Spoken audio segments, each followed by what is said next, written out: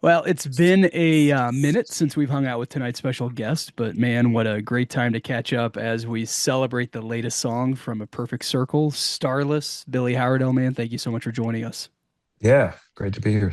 Thanks for having me. So, so this is the first song from A Perfect Circle that you've released since 2024's Kindred.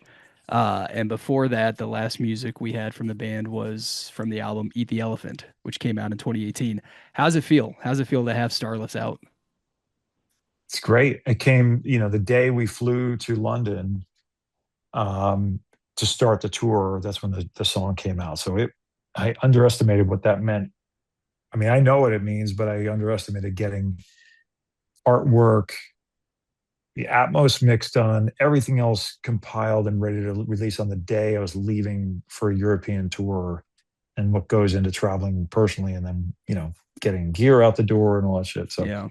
it was a lot, but so it came with a bang, and then we got into rehearsals and been hearing reports, almost from afar from management, and just been concentrating on playing in the live show and getting everything tightened up. So we're 6 shows in, and we're kind of well oiled at this point. So it's feeling Yeah. good. How has that been playing Starless? Great, yeah. That's actually maybe one of the easiest songs, one of the easiest new songs to get in and feel comfortable with. I think we ran it, 6 or 8 times in rehearsal and felt like, okay, we kind of got this one. Yeah. Some songs are a little bit more challenging to pull off live. That song's dynamic, but it doesn't have any, it's just guitar, bass, and drums. So it's there's not a lot of other things to tether to, any special tracks or anything like that. So yeah, it's good. It's feeling solid. Right on, man. Well, when you guys put out Kindred, that was part of the joint EP for the Santa tour with Mhm. Pussifer and Primus, and that song was you handling guitars, bass, keys, production. Josh Freese was on drums, and Maynard was doing what Maynard does. Was that the same trio for Starless? Yeah. Yes. Josh and I holding down the music, and Maynard Yeah. bringing his magic.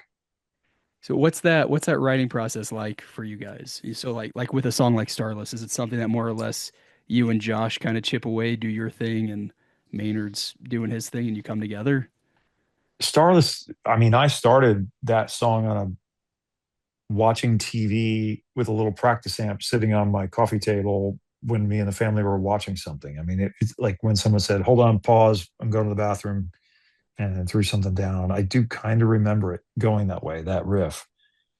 And I have to say, it's a cool way to be able to write, to not have to, turn on your big rig and your amps and get inspired by that. Just have some decent sounding little practice amp that, is good enough to, I record the first pass on my phone and then hit play on the phone. And then I had an Apple Watch, and I just like hit record on that, and I overdub tracked it, and then just go back to ingest it in the studio later. And it's like, oh, there's something here. And then just kind of use that as the basis for it, and throw some drum ideas down, and, compile it into a song that I think is going to be enough for Maynard to chew on. And then I'll send him a decent sounding rough. Sometimes it's unrealized, sometimes it's halfway realized, and then he'll chew on it and say, I can hear I'm going to go somewhere with this, or pass. So kind of just waiting for him to get, engaged with it. And then once I get his first take on something, I'll, even if it's just a very simple rhythmic or, syllable sketch, I'll kind of try and flush things out, get it a little more tightened up. So I'm kind Yeah. of knowing where it's going. So, and then I'll get Josh involved to, put that final sparkle on. Right on, man. So what ran through your head? What did you think the first time you heard some of the lyrics? Like, here we are, we're back at it, and it feels familiar and it feels great. Yeah. And, I don't take it for granted at all, in the way I know I don't, because every time I hear something from Maynard, I just am surprised at his output. Having 3 bands and having as many Yeah. years has been doing this. He wears a lot of hats. He wears a lot of creative hats, and I think oscillates between them quicker than ever now, which is interesting. His bands have found their lane, and he can operate within it. I guess. I mean, you can ask him, but it's from afar or working with him. I'm always impressed with what he is delivering, even if it could. I don't find it interchangeable. I felt like this is really him with us, so Yeah. it's nice. Yeah, I have to imagine, man, like for you as a, as a creator, as a musician, as an artist, like, yeah, that feeling of focus, for Maynard, for Josh, I mean, for everybody, like, all right, whatever we got going on elsewhere, at least right now, it's a perfect circle. I have to Mhm. imagine that's critical and also why a perfect circle is still here and why we're talking about new music. Right. You know, for me, the first time I heard it, I don't know why it kind of took me back to my first time listening to Merde Gnome. And not that it Mhm. sounded like that necessarily, but there's just something about it that connected me with first falling in love with the band and the music. That was 26 years ago when that album Yeah. came out, which is crazy. It's Uh, crazy.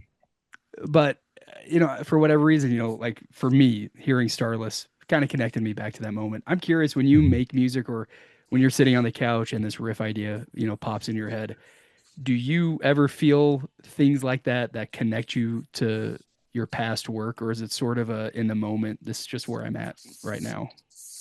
I mean, with something like that, no, the beauty of writing a riff when you're in the middle of watching a TV show or a movie is like you're not overthinking anything. You're just Yeah. trying to get something down on the sketch pad before that person comes back from the bathroom or going in to get popcorn in the kitchen. Like Yeah. there's no time to overthink that. Um, there's other times once I have something that might be in the spirit of something from the past that I feel a tug that sometimes I'll bite or I won't. Like it kind of just depends. I not trying to be mysterious, but there is no real formula for me Yeah. in that kind of way. And I do. I mean, the only formula I could say is don't be. I try to not let myself be afraid to write from absurdity sometimes, like write something that, okay, this is never going to make it, but like it's different. And then I think we all have a filter. I certainly have a filter of all the influences I've had growing up. So whatever that absurd riff was will probably go through my ultimate, sniff test filter, and then it's going to get that aesthetic put onto it. So, that's where I guess the continuity would come from. But, you know, I don't have like this set tried and true formula. Yeah. I love that, man. Don't be afraid to write from absurdity. That's good. Uh, do you do that a lot? Kind of come up with a riff that you're like, this is never going to make it, but then you keep working on it, and does Yeah. that happen a I lot? mean, I've got a lot of things like that. Yeah. Yeah, Yeah, I do. yeah, And, but putting them into a bank account, so to speak. And I've got a folder of all these songs, straight from the first album till now. They all live in the same folder. There's hundreds of them. And I started getting in the mode of color coding them of like, what I think is worth looking at or something that, and I've got my absurd color, one too. But yeah. it's kind of those things of like, it'd be interesting to pair these two Hmm. weird things together or one weird thing and one more solid idea. And that's going to take me in a direction. It's almost as if you're writing with somebody else, like because that's the thing. If you're kind of writing in isolation, it's hard to surprise yourself, but it's not as hard if you can look back at absurd ideas from a year or five ago and then go, oh, what the hell was I thinking there? But Yeah, that would be an interesting turn with a little bit of massaging. yeah. Right on, man. So, uh, Starless, this was released as a just as a song, as a standalone song, but everyone, all the fans, everybody's, curious, is this pointing toward more new music, maybe an album from A Perfect Circle? Are you able to Yeah, talk about that? it's pointing towards new music. New music. All right. Yeah. Good. Good, good, Yep. man. Uh, so as you think about more new music, Uh, you're also in Europe right now.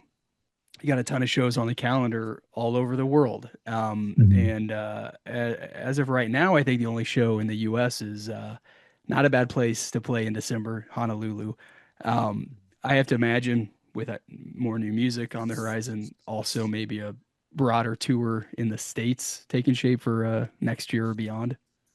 Yeah, that I've heard rumors of that It's probably safe to as a assume, right? possibility. Yeah, Yeah, I'm a good detective. It's pretty tough to think about yeah, that. yeah. I've heard something about that. Maybe All right, I don't know. all right. We'll see. We'll see.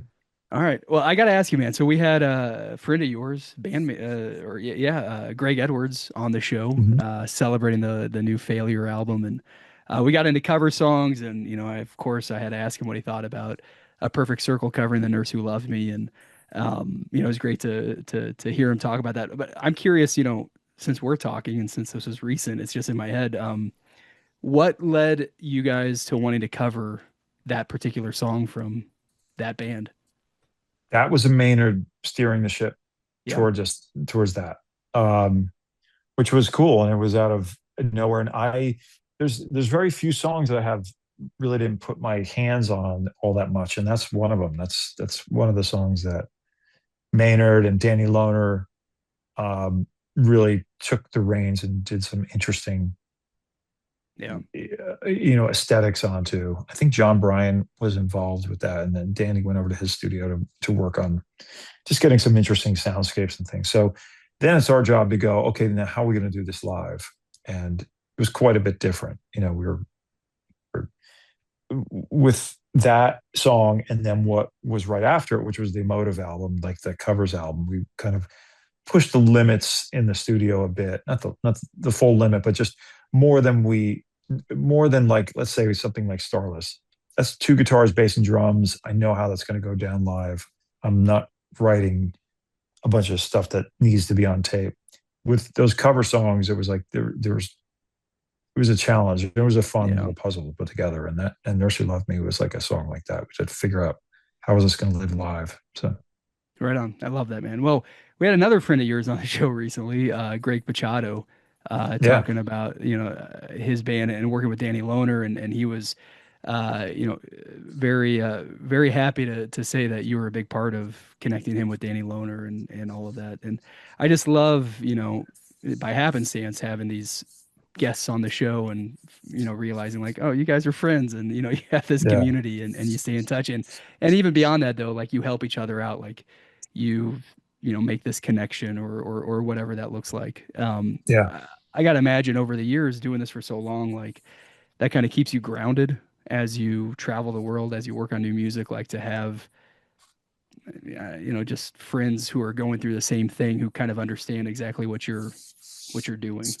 yeah. I would say it almost keeps you engaged and keeps you on your toes too. I Yeah. mean, yeah, Greg's a pretty good friend of mine, and he's just got energy, and we're very different people, but I feel like we have a great level of respect for each other, and it's a nice kind of you know combo to have, because ultimately we started working on new music together, and didn't do much with it, and we say the same thing every time, like we got to finish that track. I don't even remember the name of the working title at this point, but we've almost toured together too, like both our solo projects. We were considering going on tour together, and maybe something even in the way of, when he plays his set, I'll play guitar and sing backup, and when I play my set, he'll play guitar and sing backup. I think that could be a cool pairing because we just have similar interests and get along, and it could be an Yeah. interesting move for the future. Right on, man. I love hearing that. So, I mean, speaking of, your solo music, what are you working on? Is that, I mean, it's been a few years since you released What Normal Was. Are you actively working on more new Billy Howerdel music? Yeah, that was 4 years ago yesterday. I just Eesh, man. remembered. Yeah. Yeah, it's crazy. Uh, Time always not wins, man. It's crazy. not right now, not at the moment. I'm not working on solo stuff right now. I Yeah. had, even in the beginning of the year, I've got a good folder of next solo album stuff underway, and but I've got a pin put in that as a focus on APC. Yep, makes sense, man. Well, last Yeah. question. Talking about that album being released 4 years ago. I mean, you and Maynard started a Perfect Circle in '99. Marinade came out a year later. What runs through your head when you think about this band still being here, man? Still releasing new music, still touring the world 26, 27 years later. Uh, I don't know. That's a pretty broad question. But Yes, it is. always, I've got kids and they're interested in music and great musicians themselves, and like in talking as that person, it's funny because I do feel extremely fortunate that it was, again, right place, right time. The the the kind of music, the break Maynard had, his history with Tool, we had the right team together uh, with the record company and with everything. Everything fell into place. So it's hard. It's really hard to do it. There's a lot of people trying to make music, and there's trying to be at the right place at the right time. And um, I never know exactly what advice to give to somebody, except for if you love it and you can hang with not wanting overnight success, then give it your all. But Yeah. there's some people with a different mentality, which is just a more um, I'm going to conquer the world kind of mentality, which I just didn't have that. So it was just a different thing. I really loved the game, so I just kind of stayed in the game, whether I was working behind the scenes or making music. Yeah. No, I love it, man. And here we are, yeah, Yeah. talking about new music and more new music to come and plenty of live shows. Billy Howerdel, man, thank you so much for hanging tonight. Yeah. Listeners, get everything you need for a perfect circle at a perfectcircle.com. We'll always keep you posted at Loudwire too. And of course, man, we're playing Starless a lot here on the Awesome. radio. And so yeah, man, it's great catching up. Always great catching up. Hopefully we can do this again soon. Thank you for that. All right. Good to see you.